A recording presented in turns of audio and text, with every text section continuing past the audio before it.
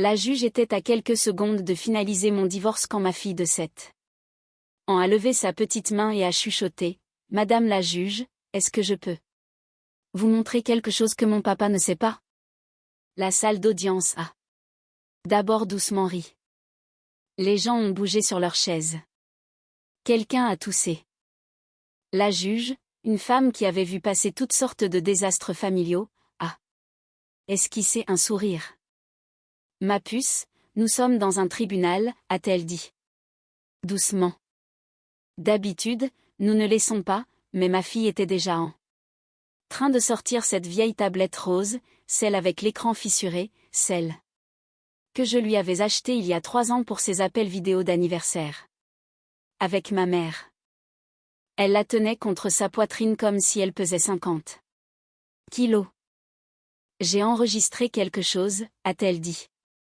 Je ne l'ai pas fait exprès, mais je crois que vous devez le voir. Mon ex-femme, Sophie, a pâli. Comme si on avait vidé son visage de chaque goutte de sang en moins d'une seconde. Et c'est là que j'ai su. Quoi qu'il y ait sur cette tablette, cela allait tout changer. Laissez-moi revenir en arrière. Je m'appelle Mathieu.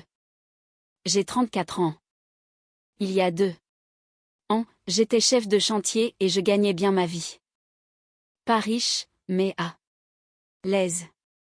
Marié depuis 12 ans à une femme à côté de qui je pensais sincèrement finir mes jours. Sophie et moi nous sommes rencontrés dans une brasserie. Elle y était serveuse. J'avais 22 ans, j'étais couvert de poussière de plâtre, et je commandais un café à 2 heures du matin après avoir enchaîné une journée interminable de 14 heures. Elle s'est moquée de mes chaussures de sécurité. Je suis tombé amoureux sur le champ. Nous avons eu notre fille, Léa, quand j'avais 25 ans. Sophie voulait rester à la maison pour s'occuper d'elle, alors j'ai travaillé davantage. J'ai enchaîné les heures supplémentaires, les week-ends. J'ai raté des anniversaires. J'ai raté des réunions parents-prof. Mais chaque matin, absolument chaque matin pendant 12 ans, j'ai préparé le goûter de Léa et j'ai coupé ses sandwichs en forme d'étoile parce qu'elle m'avait dit un jour que les étoiles portaient bonheur. Je pensais être un bon père. Je pensais être un bon mari. Puis Sophie a changé. Ça a commencé par des petits détails.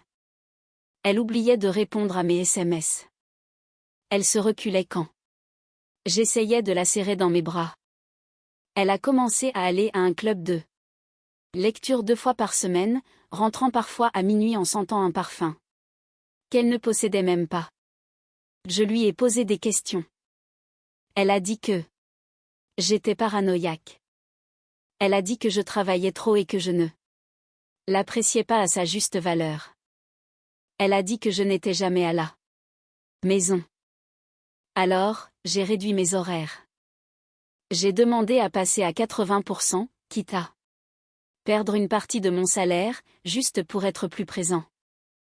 Je préparais le dîner tous les soirs. Je faisais les lessives. J'ai essayé. Rien n'a changé. Il y a 6 mois, elle m'a fait asseoir sur notre canapé, ce même canapé où nous avions regardé Léa faire ses premiers pas, et m'a dit qu'elle voulait divorcer. Je ne suis plus heureuse, a-t-elle dit. Sa voix était monotone, vide, comme si elle avait répété cette phrase une centaine de fois. Je lui ai demandé s'il y avait quelqu'un d'autre. Elle m'a regardé droit dans les yeux et a dit non. Je l'ai cru. Que Dieu me pardonne, je l'ai cru. La procédure de divorce a été un cauchemar dès le premier jour. Sophie a engagé une avocate aux dents longues, une femme dans un tailleur à 500 € qui passait son temps à m'appeler, le père absent, à chaque audience. Je n'avais pas les moyens de me payer un bon avocat. J'avais tout dépensé pour maintenir notre famille à flot. On m'a donc attribué un avocat commis d'office nommé Damien, qui sentait la cigarette froide et avait l'air d'avoir baissé les bras. Face à l'avis quelque part en 2007. Sophie a demandé la garde exclusive. Elle a dit que j'étais instable parce que je travaillais dans le bâtiment. Elle a dit que j'avais des problèmes de gestion de la colère. Elle a dit que j'avais crié sur Léa une fois pendant un caprice, ce qui, oui, m'est arrivé, j'avais haussé la voix une fois, pendant 10 secondes, après que Léa eut jeté un jouet sur la télé. Mais dans cette salle d'audience, Sophie a tourné la chose pour me faire passer pour quelqu'un de dangereux. Le père a fait preuve d'un comportement instable et impulsif, a déclaré son avocate. Nous estimons que l'enfant n'est pas en sécurité sous sa garde. J'étais assis là, les mains sous la table, enfonçant mes ongles dans mes paumes pour m'empêcher de pleurer. Léa était dans le couloir avec une éducatrice de l'aide sociale à l'enfance. Je pouvais la voir par la petite fenêtre de la porte. Elle coloriait. Elle avait l'air si petite. Et chaque fois qu'elle levait les yeux vers moi à travers cette vitre, elle avait cette expression, comme si elle voulait me dire quelque chose. Comme si elle essayait de m'envoyer un message avec ses yeux. Mais l'avocate de Sophie n'arrêtait pas de faire des objections chaque fois que j'essayais de parler. La juge n'arrêtait pas de me dire d'attendre mon tour. Et Sophie, ma femme, celle que j'avais aimée pendant 12 ans, ne daignait même pas me regarder. Elle fixait un point droit devant elle avec des yeux froids et vides, comme si j'étais déjà un étranger. L'audience pour la garde provisoire était censée être une simple formalité. Juste pour quelques semaines en attendant le jugement final. Mais l'avocate de Sophie a insisté pour obtenir une ordonnance d'urgence. Elle a prétendu que je l'avais menacée.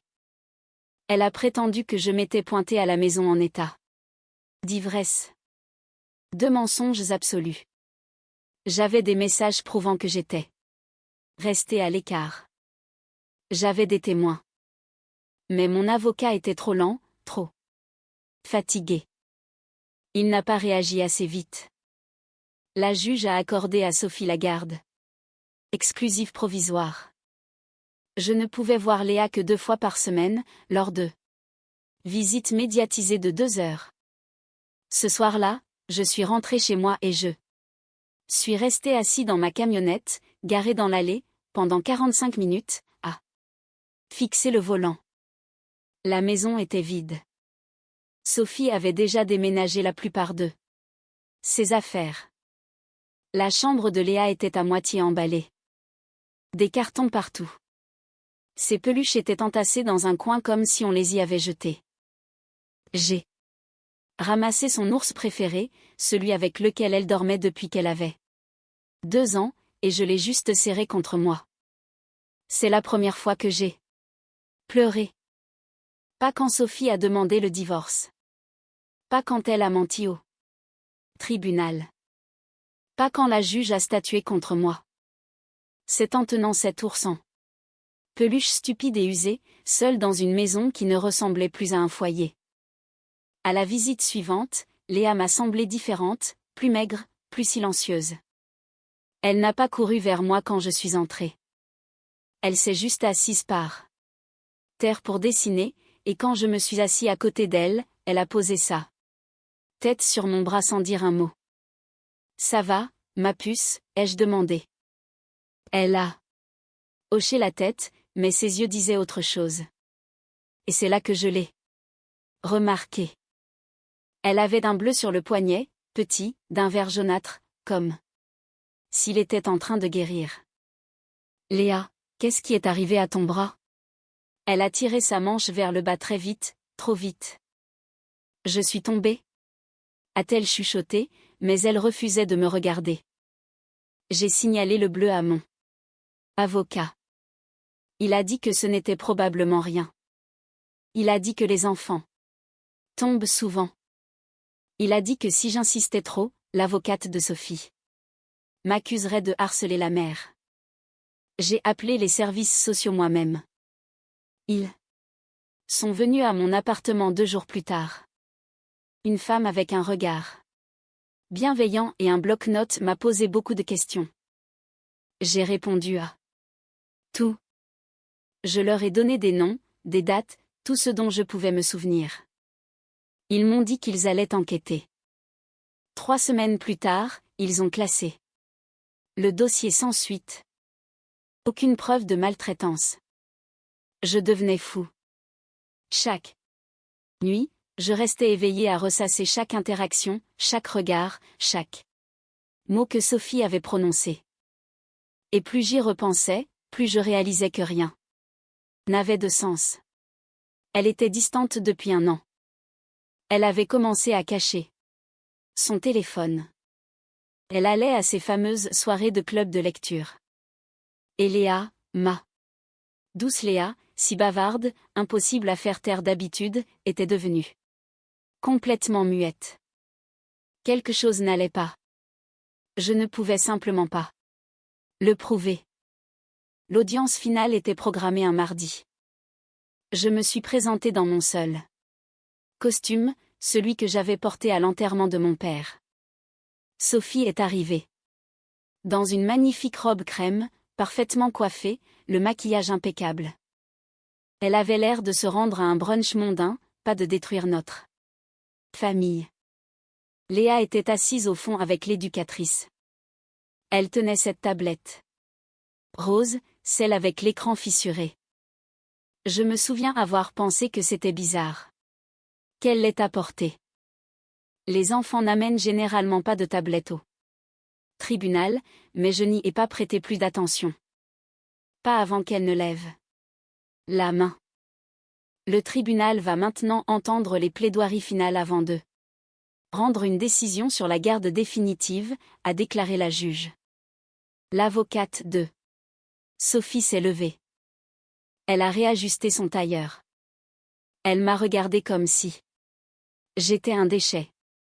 Madame la juge, la mère a fourni des preuves substantielles de l'instabilité émotionnelle du père et de son incapacité à offrir un environnement sécurisant. Nous demandons l'autorité parentale et la garde exclusive, avec un simple droit de visite médiatisé. La mère demande également que le père paie une pension alimentaire et prenne en charge les frais de justice de la mère. Mon avocat a commencé à s'y opposer, mais avant même qu'il ne puisse aligner 2 mots, Madame la juge. Tout le monde s'est retourné. Léa était debout. Sa petite main était toujours levée. L'éducatrice essayait de la faire rasseoir, mais Léa ne bougeait pas d'1 millimètre. Madame la juge, a-t-elle répété, plus fort cette fois. Sa voix tremblait, mais elle ne pleurait pas. Est-ce que je peux vous montrer quelque chose que mon papa ne sait pas? La salle d'audience a doucement ri. La juge a penché la tête. Ma puce, nous sommes dans un tribunal. D'habitude, nous ne laissons pas les enfants présenter des preuves. Je sais, a dit Léa, mais j'ai enregistré quelque chose. Je ne l'ai pas fait exprès, mais je crois que vous devez le voir. Le visage de Sophie est devenu blanc. Pas pâle, blanc.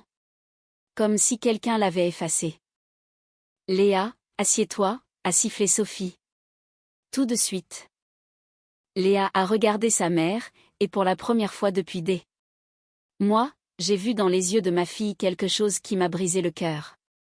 Elle avait l'air terrifiée, mais pas par moi. Madame la juge, a repris Léa. En levant cette tablette rose fissurée. C'est une vidéo. Elle ne dure que 30 secondes, mais je vous promets que vous voulez la voir. La juge est restée silencieuse un long moment. Puis elle a regardé l'avocate de Sophie, puis moi. Puis de nouveau Léa. Apportez-la-moi, a dit la juge. L'huissier du tribunal a pris la tablette des mains de Léa. Il l'a tendue à la juge. Sophie tremblait. Elle n'arrêtait pas de chuchoter frénétiquement à son avocate qui lui répondait. Tout aussi frénétiquement. La juge a appuyé sur lecture. Elle a incliné l'écran. Pour pouvoir le voir. Personne d'autre ne le pouvait. Pendant 10 secondes, le visage de la juge est resté de marbre. Elle regardait, c'est tout. Puis elle a plissé les yeux. Puis sa mâchoire s'est contractée. Ensuite, elle a levé les yeux vers Sophie avec une expression que je n'oublierai jamais de toute ma vie. Elle avait l'air dégoûtée. Madame la greffière, a déclaré la juge. Veuillez diffuser cette vidéo sur l'écran de la salle d'audience. L'avocate de Sophie s'est levée. Madame la juge, je m'y oppose. Asseyez-vous, a tranché la juge. La vidéo a commencé à être diffusée sur le grand écran et toute la salle est devenue silencieuse. Il faisait sombre. L'objectif était pointé vers le sol. Léa avait dû laisser l'enregistrement tourner dans sa chambre. Mais on entendait tout. On entendait la voix de Sophie. Froide. Tranchante. Tu te souviens de ce qu'on a répété? Une pause. Puis la voix de Léa, toute petite. Et effrayée. Maman, je ne veux pas mentir. Ce n'est pas mentir, a dit Sophie. C'est pour nous protéger. Je ne veux pas dire que papa me fait peur. Il ne te fait pas peur. Il te fera peur si tu ne le dis pas. Pause. Maman. Quoi? Pourquoi le monsieur est encore là? Celui avec la barbe. Une autre pause. Plus longue cette fois. Ne t'occupe pas de lui, Léa. Occupe-toi juste de l'histoire. Tu peux me raconter l'histoire. Je ne veux pas. Raconte-moi l'histoire, Léa. Je ne veux pas. Raconte-moi l'histoire. Silence. Puis la voix de Léa, à peine un murmure, en pleurs. Papa me fait peur. Papa crie. Papa a poussé maman. La vidéo s'est terminée. Le silence dans le tribunal était absolu. Personne ne parlait. Personne ne bougeait. Et là, j'ai regardé Sophie. Pour la première fois de la journée, ma femme avait l'air terrifiée. La juge a retiré ses lunettes. Lentement, délibérément, comme si elle avait besoin d'un instant pour assimiler ce qu'elle venait d'entendre. Elle les a posées sur son bureau, puis elle a regardé l'avocate de Sophie. Étiez-vous au courant de cela? L'avocate de Sophie a ouvert la bouche, l'a refermée, puis l'a rouverte. Je ne l'étais pas. Ma cliente ne m'en a jamais informé. Avez-vous examiné les preuves avant de les présenter à ce tribunal? J'ai examiné ce que ma cliente m'a fourni. Vous n'avez pas pensé à vous demander pourquoi une enfant de 7 ans récitait un texte appris par cœur? Silence. La juge s'est tournée vers Sophie. Madame, vous avez 30 secondes pour m'expliquer pourquoi. Je ne devrais pas vous poursuivre immédiatement pour subornation de témoins et dénonciation calomnieuse. Sophie a commencé à pleurer, de vraies larmes cette fois, pas les larmes de comédienne que j'avais vues à chaque audience. Il allait me la prendre, a-t-elle sangloté. Il allait me prendre mon bébé. Madame, votre mari avait demandé un droit de visite classique. Il n'a jamais demandé la garde exclusive. C'est vous qui l'avez fait. Sophie n'a pas pu répondre. Elle continuait juste de pleurer. Et Léa, ma courageuse, m'a brisée. Ma magnifique Léa, est passée devant sa mère sans lui accorder un seul regard. Elle est passée devant les avocats, devant l'éducatrice, devant tout le monde. Elle a marché droit vers moi. Elle s'est assise sur la chaise à côté de la mienne.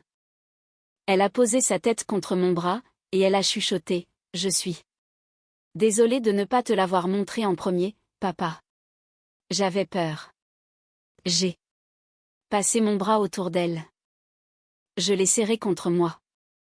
Et pour la première fois depuis 6 mois, j'ai eu l'impression de pouvoir respirer. La juge n'a même pas délibéré. Elle m'a accordé l'autorité parentale et la garde exclusive avec effet immédiat. Sophie n'aurait droit qu'à des visites médiatisées, et seulement si elle suivait une thérapie et un stage de responsabilité parentale. Et elle a ordonné une enquête immédiate sur le fameux « monsieur avec la barbe » que Léa avait mentionné dans l'enregistrement. L'avocate de Sophie a tenté de faire appel. La juge a rejeté la demande avant même qu'elle ne termine sa phrase. Ensuite, la juge a baissé les yeux vers Léa. Sa voix s'est adoucie. Ma puce. J'ai encore une question pour toi. Léa a hoché la tête. Après tout ce qui s'est passé aujourd'hui, avec qui veux-tu rentrer à la maison? Léa n'a pas hésité. Elle a levé les yeux vers moi. Elle m'a serré la main. Et puis elle a dit une chose que je porterai en moi jusqu'à mon dernier souffle. Il n'est peut-être pas mon vrai papa, a-t-elle dit doucement. Maman m'a dit le mois dernier que mon vrai papa, c'est quelqu'un d'autre. Elle a dit que je n'étais pas censée le savoir avant d'être plus grande, mais elle me l'a dit parce qu'elle pensait que ça m'aiderait à détester papa. Elle a fait une pause. Sa voix a commencé à trembler. Mais papa est resté. Papa a préparé mes goûters. Papa m'a lu des histoires. Papa est venu à tous les spectacles de l'école même. Quand maman disait qu'il n'était pas invité. Elle a regardé la juge, des larmes coulant sur ses joues. C'est ça un papa. Ce n'est pas celui qui t'a fabriqué, c'est celui qui est resté. La salle d'audience est redevenue silencieuse, mais cette fois ce n'était pas sous le choc. C'était autre chose. Quelque chose que je n'attendais pas. Les gens pleuraient. La greffière, l'huissier, et même mon avocat cynique qui fumait cigarette sur cigarette avait les yeux écarquillés. Sophie était assise là. Toute seule. Sa coiffure parfaite se défaisait. Sa robe crème était froissée. Elle avait gagné la bataille pendant 2 mois. Elle avait tout perdu en 30 secondes. J'ai ramené Léa à la maison ce soir-là dans ma vieille camionnette. Elle s'est endormie sur le siège passager, la tête contre la vitre. La tablette Rose était sur ses genoux. Je lui avais demandé si elle voulait s'en débarrasser. Elle a dit non. Elle voulait la garder. Ça me rappelle que la vérité finit toujours par se savoir, a-t-elle dit. Elle a 7 ans. Elle ne devrait pas avoir à savoir des choses pareilles. Mais voici ce que j'ai retenu de toute cette histoire. Voici ce que je veux que tous ceux qui regardent ceci comprennent. Parfois, les personnes les plus proches de vous vont vous mentir. Elles vous mentiront en face. Elles mentiront devant des juges. Elles mentiront à vos propres enfants. Et vous aurez envie de hurler. Vous aurez envie de vous battre. Vous aurez envie de tout brûler. Mais ne le faites pas. Parce que la vérité n'a pas besoin que vous la défendiez. Elle a juste besoin de temps. Et parfois la vérité surgit entre les plus petites mains, tenant la plus vieille des tablettes, avec la plus douce des voix. Ma fille m'a sauvé ce jour-là. Pas par vengeance, mais avec un courage immense. Quant à Sophie, aux dernières nouvelles, l'enquête a permis d'identifier le fameux homme à la barbe. Il avait d'un casier judiciaire, fraude et usurpation d'identité. Il s'est avéré que Sophie ne se contentait pas d'avoir une liaison. Elle prévoyait de vider nos comptes bancaires, de prendre Léa, et de disparaître avant même que je ne découvre la vérité. Elle fait face à de lourdes accusations pénales maintenant. Je ne sais pas comment ça finira pour elle, mais je sais comment ça s'est terminé pour moi. Je suis assis par terre dans notre nouvel appartement. Léa dort dans sa chambre. La porte est ouverte pour que je puisse l'entendre si elle a besoin de moi. Et pour la première fois depuis très longtemps, je ne suis plus en colère. Je suis juste infiniment reconnaissant, car j'ai failli perdre ma fille au profit de quelqu'un qui ne l'a jamais mérité. Mais ça n'est pas arrivé. Et aujourd'hui, chaque matin quand je lui prépare son goûter, je continue de couper ses sandwichs en forme d'étoile.